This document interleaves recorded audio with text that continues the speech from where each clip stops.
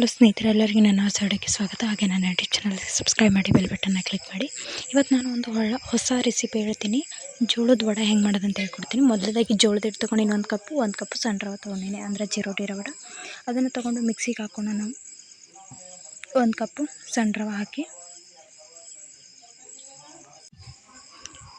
ಹಾಗೆ ಸ್ವಲ್ಪ ಜೋಳದ ಹಿಟ್ಟು ಹಾಕ್ಕೊಳ್ಳಿ. ಈಗ ಎರಡು ಮಿಕ್ಸ್ ಮಾಡಿಕೊಂಡು ಮಿಕ್ಸಿಗೆ ಹಾಕ್ಕೊಂಡು ಪೌಡರ್ ಮಾಡ್ಕೊಳ್ಳಿ. ನೋಡಿ, ಪೌಡರ್ ಆಯಿತು. ಇವಾಗ ಅದನ್ನು ಒಂದು ಪಾತ್ರೆಗೆ ಹಾಕ್ಕೊಳ್ಳಿ. ನಾನು ಒಂದು ಬೊಗಣಿದಲ್ಲಿ ಹಾಕ್ಕೊಂಡಿದ್ದೀನಿ, ನೀವು ಕೂಡ ಒಂದು ಬೊಗಣಿ ಅಥವಾ ಕಡಾಯಿದಲ್ಲಿ ಹಾಕ್ಕೊಳ್ಳಿ. ಸ್ವಲ್ಪ ಸೋಡಾ ಹಾಕ್ಕೊಳ್ಳಿ, ಸ್ವಲ್ಪ ಜೀರಿಗೆ, ಸ್ವಲ್ಪ ಎಳ್ಳು, ಸ್ವಲ್ಪ ಉಪ್ಪು, ರುಚಿಗೆ ತಕ್ಕಷ್ಟು. BP ಇದ್ದರೆ ಸ್ವಲ್ಪ ಕಡಿಮೆ ಉಪ್ಪು ಹಾಕ್ಕೊಂಡು ಮೇಂಟೈನ್ ಮಾಡ್ಕೊಳ್ಳಿ. ಸರಿಯಾಗಿ ಎಲ್ಲವನ್ನು ಮಿಕ್ಸ್ ಮಾಡ್ಕೊಳ್ಳಿ. ಸ್ವಲ್ಪ ಮಜ್ಜಿಗೆ ಇರಲಿಲ್ಲ ಅಂದರೆ ಮೊಸರನ್ನೇ ನೀರಲ್ಲಿ ಸ್ವಲ್ಪ ಮಿಕ್ಸ್ ಮಾಡಿಕೊಂಡು ಸ್ವಲ್ಪ ಲಿಕ್ವಿಡ್ ಥರ ಮಾಡಿ ಹಾಕ್ಕೊಂಡು, ನೀರು ನಿಮಗೆ ಎಷ್ಟು ಅಗತ್ಯ ಆಗಿರುತ್ತೋ ಅಷ್ಟು ತಗೊಂಡು ಅಷ್ಟೇ ಯೂಸ್ ಮಾಡ್ಕೊಳ್ಳಿ. ಸರಿಯಾಗಿ ಎಲ್ಲವನ್ನು ಮಿಕ್ಸ್ ಮಾಡ್ಕೊಳ್ಳಿ.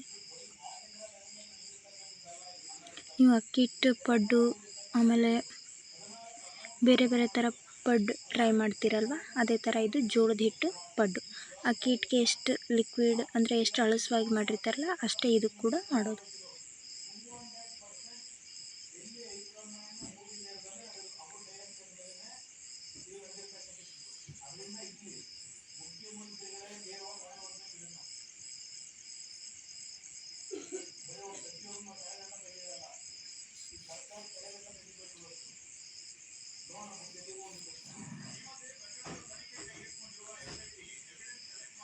ಹಿಟ್ಟಂತೂ ರೆಡಿ ಆಯ್ತು. ಇವಾಗ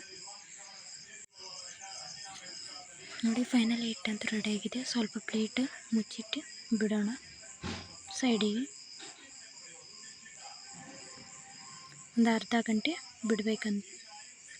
ಸೊ ಮತ್ತೊಂದು ಮಿಕ್ಸಿಯಲ್ಲಿ ಸ್ವಲ್ಪ ಹಸಿಮೆಣಸಿನ್ಕಾಯಿ, ಖಾರ ಇದ್ದರೆ ಕಡಿಮೆ ಹಾಕ್ಕೊಳ್ಳಿ, ಸ್ವಲ್ಪ ಸಕ್ಕರೆ, ಸ್ವಲ್ಪ ಪುಟಾಣಿ,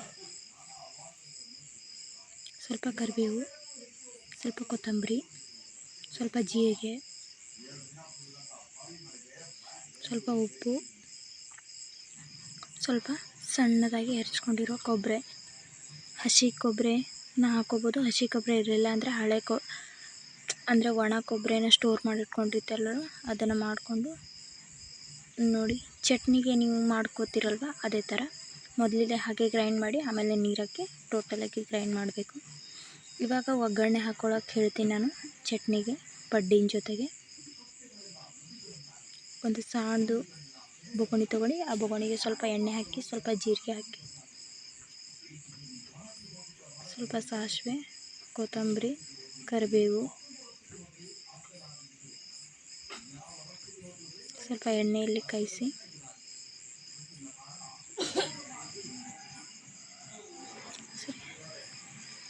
ಸರಿ ಇವಾಗ ಗ್ಯಾಸ್ ಆಫ್ ಮಾಡಿಬಿಟ್ಟು ಒಗ್ಗರಣೆ ಹಾಕಿದ್ದನ್ನು ನೀವು ಚಟ್ನಿನ ಒಂದು ಪಾತ್ರೆಯಲ್ಲಿ ಹಾಕ್ಕೊಂಡಿರ್ತಾರಲ್ವ ಅದಕ್ಕೆ ಒಗ್ಗರಣೆ ಹಾಕಬೇಕು. ಈ ಥರನೂ ಸ್ವಲ್ಪ ಜನ ಒಗ್ಗರಣೆ ಹಾಕ್ತಾರೆ, ಸ್ವಲ್ಪ ಜನ ಬೇರೆ ಥರ ಹಾಕ್ತಾರೆ. ಸೊ ನೀವು ಯಾವ ಥರ ಚಟ್ನಿನ ಒಗ್ಗರಣೆ ಹಾಕ್ತೀರೋ ಆ ಥರ ಬಿಗ್ನರ್ಸ್ ಏನಾದರೂ ಇದ್ದರೆ ನಿಮ್ಮ ಇದೇ ಥರ ಹಾಕ್ಬೋದು, ಏನು ತೊಂದರೆ ಆಗೋಲ್ಲ. ಅಂದರೆ ಇದು ತುಂಬ ಈಸಿಯಾಗಿರೋ.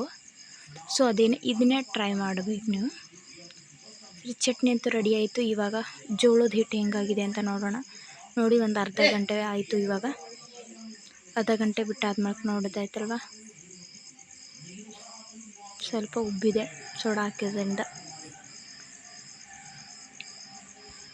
ಸರಿ, ಇವಾಗ ಪಡ್ ಮಣಿ ಎಣ್ಣೋಣ. ಹಾಕಿ ಎಲ್ಲದಕ್ಕೂ ಸ್ವಲ್ಪ ಸ್ವಲ್ಪ ಎಣ್ಣೆ ಹಾಕೋಣ. ಎಣ್ಣೆ ಯಾಕೆ ಹಾಕಬೇಕು ಅಂದರೆ ಪಡ್ಡುಗಳು ಬೇಗ ಬರಬೇಕಲ್ವ. ಸೊ ಅದ್ರ ಸಲುವಾಗಿ ಸ್ವಲ್ಪ ಜಾಸ್ತಿನೇ ಎಣ್ಣೆ ಹಾಕಬೇಕು. ಎಣ್ಣೆ ಹಾಕಿದ್ರೆ ತುಂಬ ಚೆನ್ನಾಗಾಗುತ್ತೆ, ಚೆನ್ನಾಗಿ ಎದ್ದೇಳುತ್ತೆ. ನೀವು ಒಂದು ವೇಳೆ ಬಿಗ್ನರ್ಸ್ ಇದ್ದರೆ ಸ್ವಲ್ಪ ಜಾಸ್ತಿನೇ ಹಾಕಿ. ಸ್ವಲ್ಪ ಜಾಸ್ತಿ ಅಂದರೆ ಆದರೂ ತುಂಬ ಅಲ್ಲ, ಒಂದು ಟೇಬಲ್ ಸ್ಪೂನಷ್ಟು ಹಾಕಿಬಿಡ್ರಿ. ಯಾಕಂದ್ರೆ ನಿಮಗೆ ಗೊತ್ತಿರಲ್ಲ ಅಲ್ವಾ, ಇನ್ನು ಬಿಗ್ನರ್ಸ್ ಇರ್ತೀರ. ಸೊ ಅದ್ರ ಸಲುವಾಗಿ ಅವು ಹತ್ಕೊಂಡು ಬಿಡುತ್ತೆ ಬೇಗನೆ. ಸೊ ಅದ್ರ ಸಲುವಾಗಿ ಸ್ವಲ್ಪ ಜಾಸ್ತಿ ಎಣ್ಣೆ ಹಾಕಿ ಪೂರ್ತಿ ಇದು ಆಗಬೇಕು. ಒಂದು ವೇಳೆ ನಿಮಗೆ ಇದರಿಂದ ಗೊತ್ತಾಗಲಿಲ್ಲ ಅಂದರೆ ಒಂದು ಚಿಕ್ಕದಾಗಿರೋ ಆನಿಯನ್ ಕಟ್ ಮಾಡಿಕೊಂಡು ಎಣ್ಣೆ ಹಚ್ಚಿಬಿಟ್ಟು ಕಂಪ್ಲೀಟಾಗಿ ಅದಕ್ಕೆಲ್ಲ ಎಣ್ಣೆ ಹಾಕಿ ಸರೌಂಡಿಂಗ್ ಪೂರ್ತಿ ಎಣ್ಣೆ ಹಾಕಿ ಅದನ್ನು ಕೂಡ ಟ್ರೈ ಮಾಡ್ಬೋದು. ಇಲ್ಲಾಂದರೆ ಯಾವುದಾದ್ರೂ ಕಾಟನ್ ಬಟ್ಟೆ ಇರುತ್ತಲ್ವ, ಬಟ್ಟೆ ಯೂಸ್ ಮಾಡ್ತಿರಲ್ಲ, ಆ ಬಟ್ಟೆದಿಂದ ಬೇಗನೆ ಇದು ಮಾಡ್ಬೋದು ನೀವು. ಸರಿ, ಇವಾಗ ಹಿಟ್ಟಂತೂ ರೆಡಿಯಾಗಿತ್ತು. ಸ್ವಲ್ಪ ಗ್ಯಾಸ್ನ ಮೀಡಿಯಮಲ್ಲಿಟ್ಟು ಸ್ವಲ್ಪ ಕಾಯೋ ತನಕ ಬಿಟ್ಟು ಇವಾಗ ಪಡ್ಡಿ ರೆಡಿಯಾಗಿರೋದು ಜೋಳದ ಹಿಟ್ಟು ಅನ್ನು ಹಾಕೋಣ. ಸ್ವಲ್ಪ ಹೊತ್ತು ಕಾಯಲಿ ಅಂತ ನಾನು ವೆಯ್ಟ್ ಮಾಡ್ತಾಯಿದ್ದೀನಿ.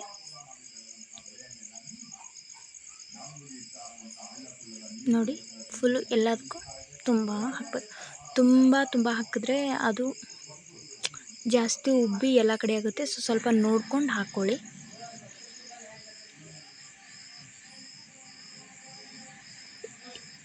ವಾಟಿಯಿಂದ ಅಥವಾ ಸೌಟಿಂದನೂ ಹಾಕ್ಬೋದು ನೀವು. ಸರಿ, ಆಮೇಲೆ ಪಡ್ ಮೇಲೆ ಮುಚ್ಚೋ ಪ್ಲೇಟ್ ಇರುತ್ತಲ್ವ, ಆ ಪ್ಲೇಟ್ನ ಮುಚ್ಚಬೇಕು. ಒಂದು ವೇಳೆ ಪಡ್ ಮೇಲೆ ಮುಚ್ಚೋ ಪ್ಲೇಟ್ ಇಲ್ಲ ಅಂದರೆ ಅದೇ ಸೈಜಲ್ಲೇ ನಿಮ್ಮ ಮನೇಲಿ ಪ್ಲೇಟ್ ಇರುತ್ತಲ್ವ ಅದನ್ನು ಮುಚ್ಚಬೇಕು. ನೋಡಿ, ಇವಾಗ ನಾನು ಆಲ್ಮೋಸ್ಟ್ ಒಂದು 2 ನಿಮಿಷ ಆದ ಕೂಡಲೇ ತೆಗೆದಿದ್ದೀನಿ. ರೆಡಿಯಾಗಿದೆ. ಇವಾಗ ರಿಟರ್ನ್ ಹಾಕಬೇಕು. ಅಂದರೆ ಈ ಥರ ಇದ್ದಿದ್ದನ್ನು ಡಬ್ಬ ಹಾಕಬೇಕು. ರಿವರ್ಸ್ ಹಾಕಿದ್ರೆ ಅಂದರೆ ಒಂದು ಕಡೆ ಬೆಂದಾಗಿದೆ, ಇನ್ನೊಂದು ಕಡೆ ಬೇಯಬೇಕಲ್ವ. ಸೊ ಅದ್ರ ಸಲುವಾಗಿ ಈ ಥರ ಹಾಕಿ ನೋಡಿ, ರೆಡಿ ಆಯಿತು ಫೈನಲಿ. ಇಲ್ಲೇನು 1 ನಿಮಿಷ ಬಿಟ್ಬಿಟ್ಟು ಆಮೇಲೆ ಎಲ್ಲವನ್ನು ತೆಗಿಬೇಕು.